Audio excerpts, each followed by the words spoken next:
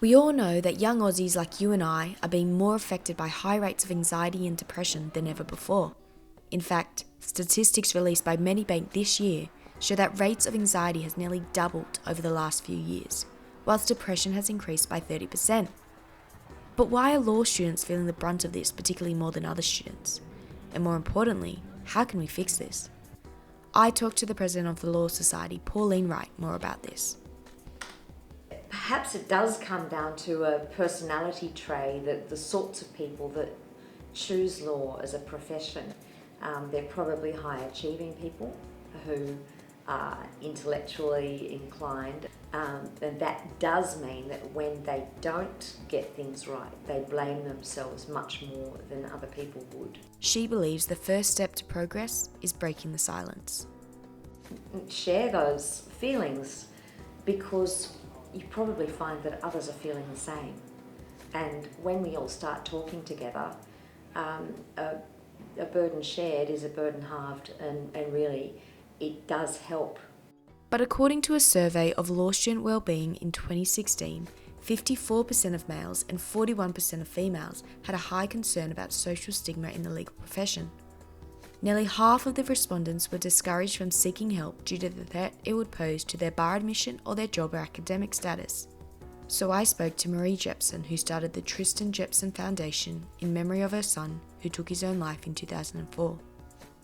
The catalyst really was at a gathering after he died, that a number of his friends who arrived with their partners, and the partners said to me, you know, all our guys suffer from depression, have refused to seek help and have sworn us to secrecy. In New South Wales, even though there is no mandatory reporting for lawyers entering the profession, many are refusing to open up. If there's a stigma in the community, it's tenfold in the legal profession.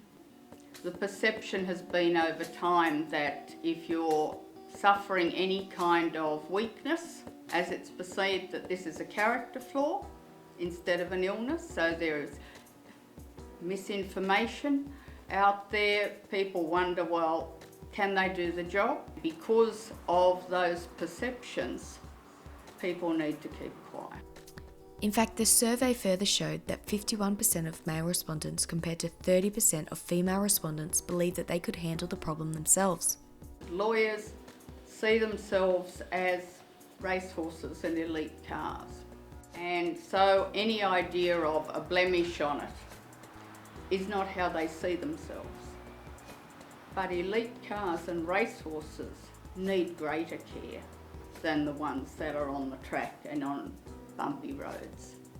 And so it's important to say this is an investment in you, rather than just saying, I need to get the CV right. My name is Wharton. Law student Daniel Wharton has felt the stigma at law school, but believes that abuse of substances is also a major problem facing law students. There is a real drive and requirement that you're at your academic best, in that people will take, whether it be prescription or other medications, heavy caffeine usage or alcohol, in order to cope with the stress and to continue to work at such high level, and that naturally has an adverse effect on their mental well-being. There is this innate desire in law students to succeed, to always win. But the key to success may just be resilience. People were sort of coming to a forum in which they'd failed somewhere in their life, whether it be a subject, an assignment, anything, and the fact that everyone was coming together on that day and sort of admitting their faults, their flaws and their failings somewhat broke the stigma surrounded it. Maybe all that we need to do is simply ask, are you okay? I just think it's time that the world woke up and said mental illness is not something to be afraid of. It's something that people will come into occasionally in their lives, like a bad flu. But you can take medication and it's gone. And you can look after yourself and you don't have to suffer it again.